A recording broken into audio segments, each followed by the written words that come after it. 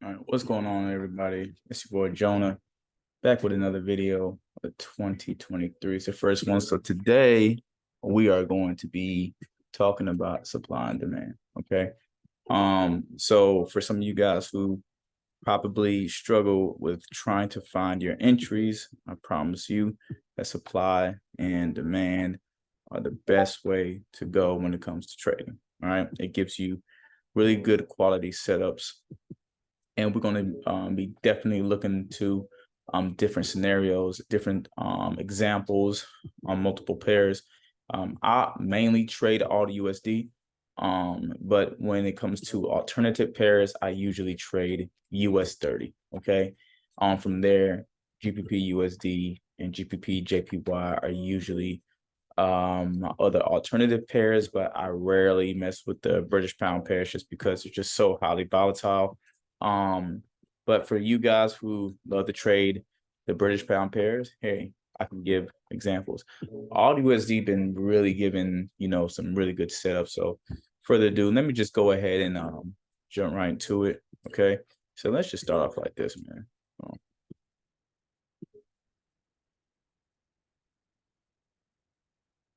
And so technically, whenever you're trading supply and demand, you're looking for various key level of resistance and support, correct? And anytime you are trading support and resistance, you need to look for areas that are really going to help you notice when the market is going to shift, okay? So let's just say you have an art trending movement, right? Give me 1 second.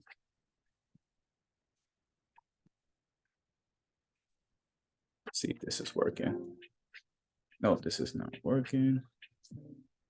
Second, I'll just go like this.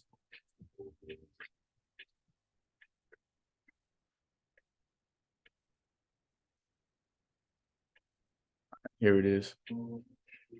So let's just say you are in an uptrend, okay? So anytime the market is in an uptrend, what do we call this? We call this higher highs and higher lows, right? And so what I am going to show you is key level areas in an uptrend where you need to be buying, okay? The market tends to usually come back to a level where it's broken, correct? So for example, you might have a market that comes back to these levels right here after they have been broken to be retested, correct? So this is telling you and showing you where highs are being broken and the possibilities of the market coming back to retest in these areas, okay? That's what we were taught, and that's where I was taught. This is a simple example of support and resistance, right? Mainly right now on the uptrend. But what we are not realizing are key levels of areas when price tends to break a crucial level, okay? So let's delete all this, all right? What I'm going to share with you now, we want to look for demand levels, okay? So if the market does this, right? And then all of a sudden, it just begins to consolidate.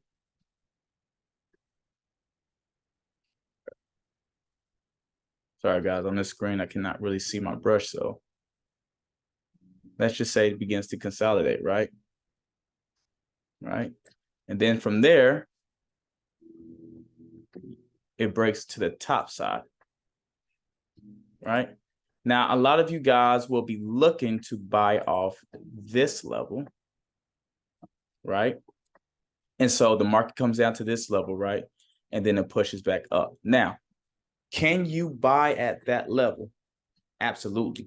But because this is a supply and demand video, what I'm sharing with you is missing pieces to the puzzle that a lot of people been really been having speculations for a very long time, because sometimes the market will come back down and break this low.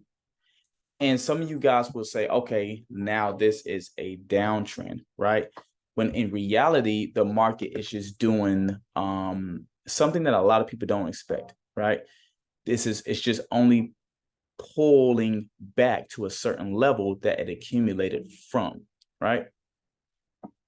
So the demand level I'm going to mark up here is here. This is your demand level, okay? Once the market has come to a point to where it's showing its hand, it skyrocketed, it's coming back down, it's showing its hand. Basically, the market's saying, this is the possibility. I'm not saying this is going to happen all the time. Trust me, you're going to lose in trading regardless of how you look at it. I don't care how good your skill set is. But as long as you have a trading strategy and you stick to your plan, you will succeed. All right. So the market will break this level, right? Which many people believe that it will just come to just retest this top for some reason and just perfectly go up. But the market comes back down, right? It might come back up a little bit, right? And then come back down into this area. Now everybody's like, oh, it's a downtrend. But then it comes to this area, it starts wicking, and then all of a sudden the market pulls back up and then continue its trend, right? This is the area right here that you want to buy in. Do this. Delete this.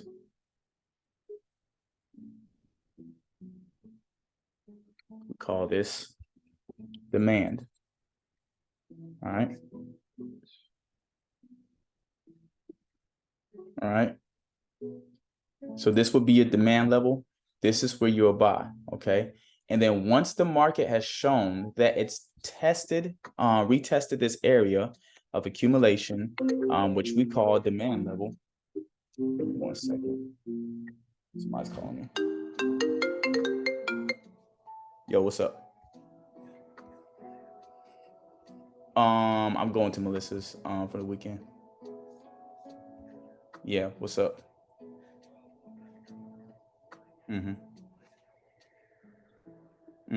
Yeah. Yeah, I'm still stopping around the house. You can come with me. Yeah, that's fine. Yeah. All right. Yes, sir. Anytime. Bye.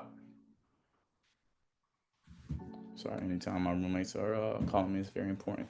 So we get to a point to where we buy at this demand level, okay? And I'm going to show you how to buy, where to buy, when to buy, because you can get in aggressively right here, but it just really, really, really depends on your strategy, okay? For me, sometimes I enter aggressive. If I see a candle rejection here, and it pulls back and continues up bull, then what I tend to do is I'll wait for it to break another high to enter, okay, which would be right here, right?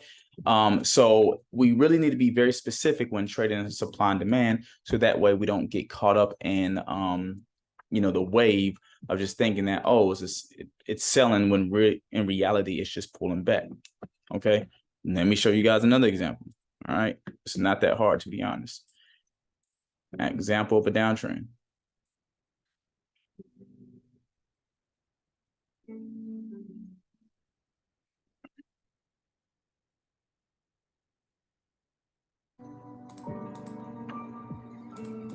Market is breaking down, right? Some of you guys will probably be like, okay, the market is coming to retest here, right? But then all of a sudden, the market retests this area and it makes another high, all right? And now you guys are thinking, oh, now it's necessary buys. No, in reality, it's just coming back to a place of accumulation, which I'm not going to draw this time. You guys get the point. Let's just say this is a spot of accumulation, okay? It will come back here, all right? And what do we call this? Supply.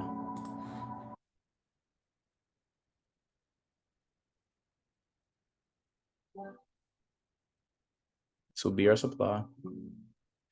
All right, I'm going to have to work with this because this particular monitor, I'm not used to working on this monitor, and I'm having to work slower than usual. All right, so this is our supply area, right? Put that right there. And what we will do is we'll wait for the market to test this area of supply. And then once it tests it and it pulls right back, okay, we are looking to enter around this time. And then, of course, you'll see the market continuing to show its hand. I hate doing it this way, but it is what it is on this video today. All right. And then boom.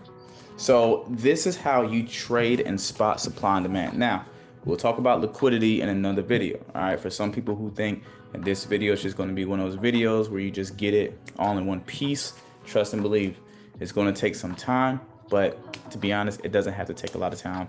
You can literally sit down an hour a day, Monday through Friday, study this, and trust me, you'll spot it pretty easy. It's just a matter of knowing when to get in and get out. Okay. So now that we know what supply and demand is, let's delete this and let's go to the actual charts. All right. All right. So usually I trade New York session. Anytime I trade in New York session, I have an open window. Usually my New York session time for trading is 8 a.m. to 12 p.m. Now I'm starting to limit it more. I'm under some training right now as far as knowing how to trade supply and demand effectively. I'm starting to close the window more from 8 a.m. to 11 a.m. Okay. The reason why is because the market starts slowing down at 11 a.m. and a lot of the banks have already placed their orders. They've done what they need to do. And then so on and so forth. Then it's lunchtime and the market starts slowing down. Okay. You need to have a plan to where you're slowing down to the point to where you're not over trading, you're not over analyzing. All right, guys, this is a new year. I need you to do one thing, please. I need you to stop over analyzing the markets, stop over trading, and start being disciplined in this area. I've done it so many times and it's caused me to lose. It's the reason why I'm still where I am. It's because I have struggled so much with that and I'm learning how to purge that. But in this year, this will be a great example for all of us to actually take into consideration of knowing how to be disciplined here. Okay. So you can look up sessions, London, New York, Asian under indicator, and you can get it. I have mine set out to just New York sessions. So you could just block these out. A lot of them will show up like this. Okay.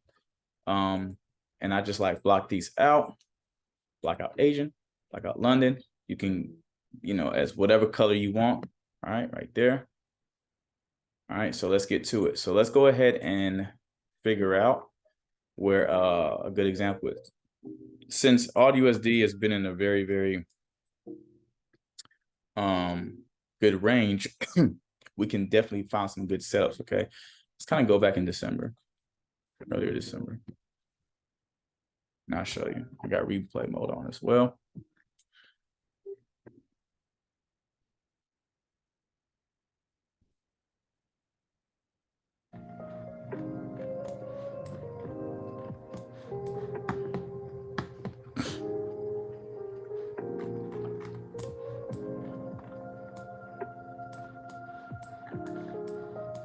Some ugly trends right here. All right, I found one already. All right, here's one good example. All right, I'll go ahead and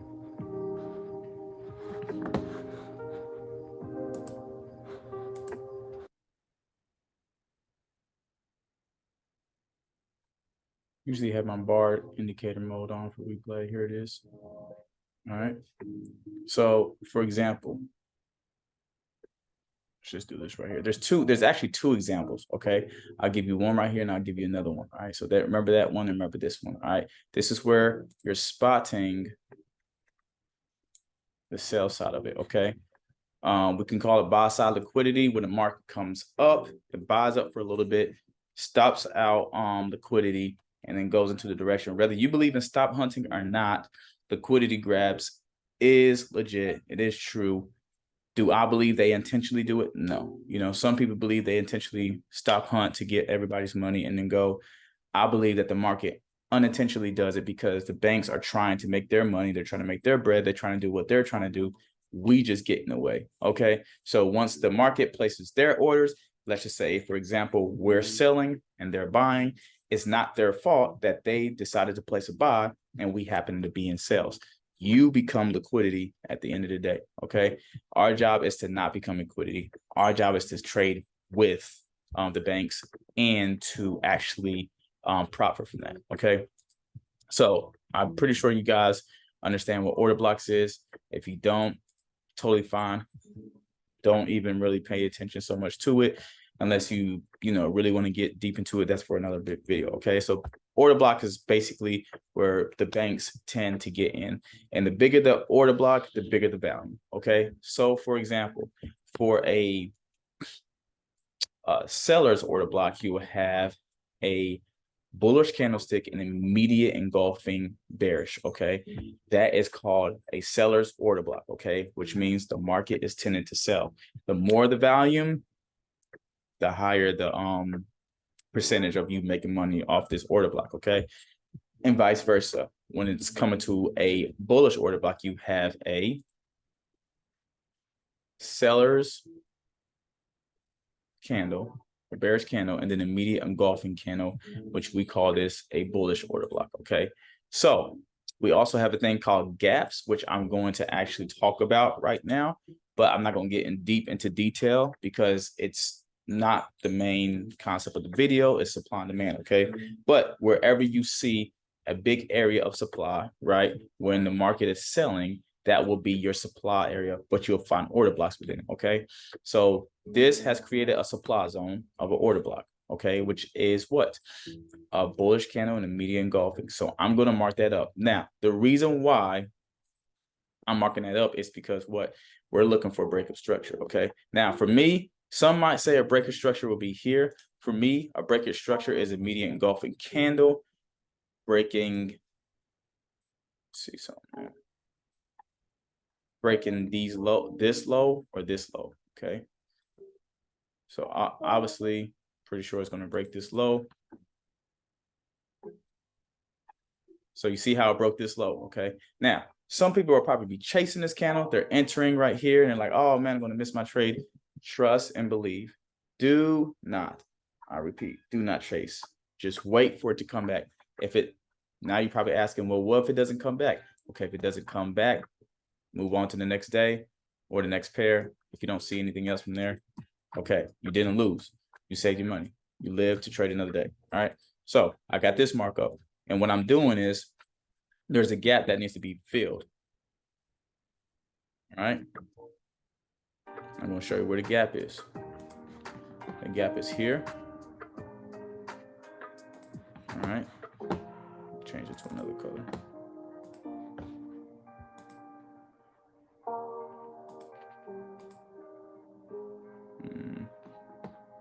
The gap is here. All right.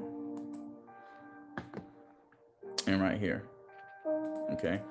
Once it taps into the zone, even if it taps into all here, it's all good. It's still my supply. If it breaks this zone, then it's invalid. Okay, the supply setup is invalid. But once the market comes to fill this gap, all right, even so much to the point, if you want to make it a little bit lower, like right here, okay, and that's fine. All right, but this is my supply level. Okay, and I want the market to come back. Now technically you can do this on the 15-minute, the hour. The reason why I do it on a 5-minute time frame, excuse me, is because it helps me with my risk to reward better, my stop losses, and my take profits are a lot easier. You can do it at London's high, London's low, New York's high, New York's low, doesn't matter.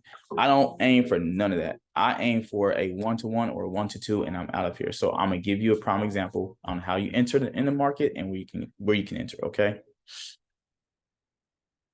All right, so let's slow this down a little bit. All right, you see it's coming up. This is the reason why I said don't chase. All right, so now you have another order block. This could be your other supply zone, right? Which you can mark up, but for now we're just going to leave this out. That's for another time. Okay, another video. All right, so let the market do what it got to do. You see how it comes up and just pushes through, but even though it pushed through and violated this whole area, it didn't close above, so we're still good. Okay, now You see that? Instantly happening. Boom. So where would have my entry been? Right here. My entry would have been right there, because what I do is I want the market to previously break this candle after pushing. Once the market pushes up and it breaks this candle, I immediately get in. All right. And I aim for a 1-to-1.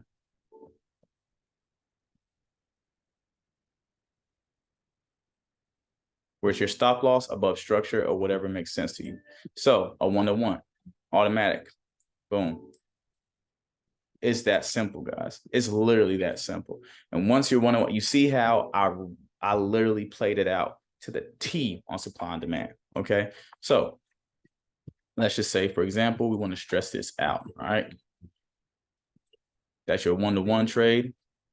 Can you aim for 1-to-2? Yeah. Now I will say this: if you're aiming for anything else, you'll probably have to aim for your major lows, which this would be your next low. But because we're not, guys, because I'm not trying to hold my trades or anything like that, I'm literally simply trying to get in and get out the market. Trading is about probability, right? If you swing trade, it's okay. You can always increase your probability swing trading, but you'll just be trading less. But because I trade every day, 5-minute setups usually tends to happen every day. And on top of that, you can become quickly, consistently profitable this way. All right. All right. So let's go ahead and keep going. All right. TP would have been hit anyway. So even if you pushed it to down here, your take profit would have hit. All right. So you would at least got 2.5 risk to reward ratio. Now I want to show you something else too. Back this up a little bit.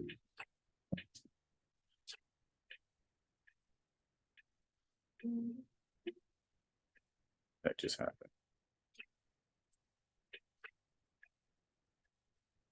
I don't know why it took me all the way back over here, but hold on for a second. Do not know what just happened, but okay.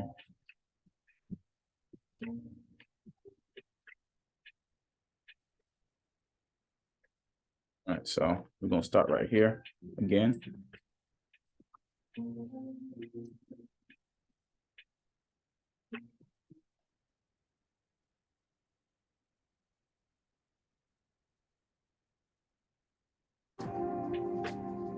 All right. Same thing. All right. Even if you miss that whole setup right there, even if you miss that whole setup, let's just say you missed this whole setup, it's okay. You can mark this up and leave it as it is and let it come back to fill that gap again. All right. If it comes back to fill the gap, watch. Boom. It hits, right? It starts rejecting. Now, some of you guys might say, okay, Jonah, can we instantly short this at a rejection point?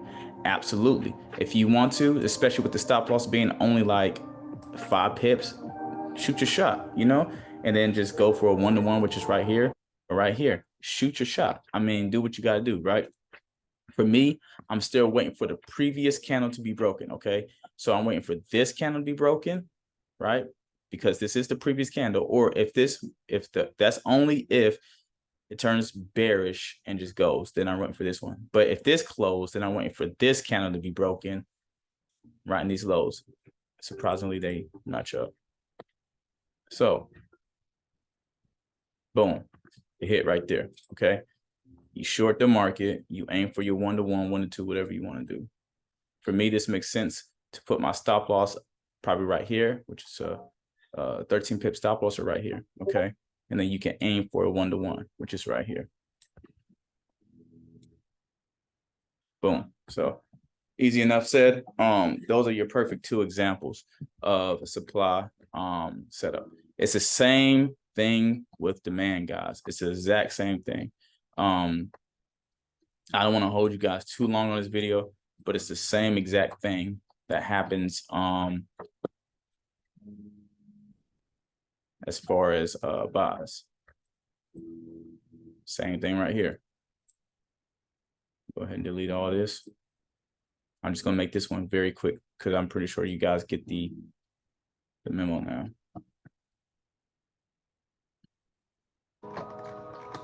I don't know why it keeps doing that, but let's just find a demand setup.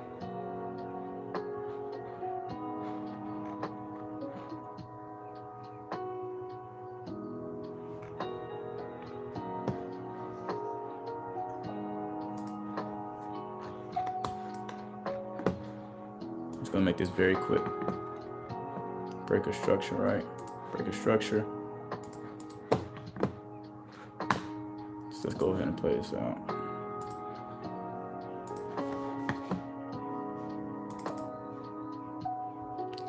Now, even before it's going to come back and retest, because I saw in the future what's going to happen. But this even was even the key point example right here. The market already, right when it broke this structure, came back and retested into it. All right. Now, this is almost at the end of the New York session, of London session, within New York session. So I'll probably slow down trading around this time. And then what did it do? After filling in the gaps, it broke these highs right here, which is the previous candle. Okay. So this would be your entry. Boom. Put it down here. 10 pip stop loss, very easy. 5 pip stop loss, your choice. I'll put it down here. Okay. Now this may not go all the way as you want to, but this is a 1-to-1 up here. Let's just see what happens. If it comes back and stop us out, it is what it is. Boom, your 1-to-1 hit. So I hope this video was helpful. Supply demand area. You guys know where to tap in at on this one. So the next video, we're going to be talking about spot and liquidity along with supply and demand. And I think this will be very helpful for everybody who is watching and tuning into this video. Appreciate it. My name is Jonah. You guys follow me on Traders Global FX, Instagram, YouTube. I am on Twitter, but I've really been buzzing with the IG. Really like it better. I hope you guys have a wonderful day. I'm out.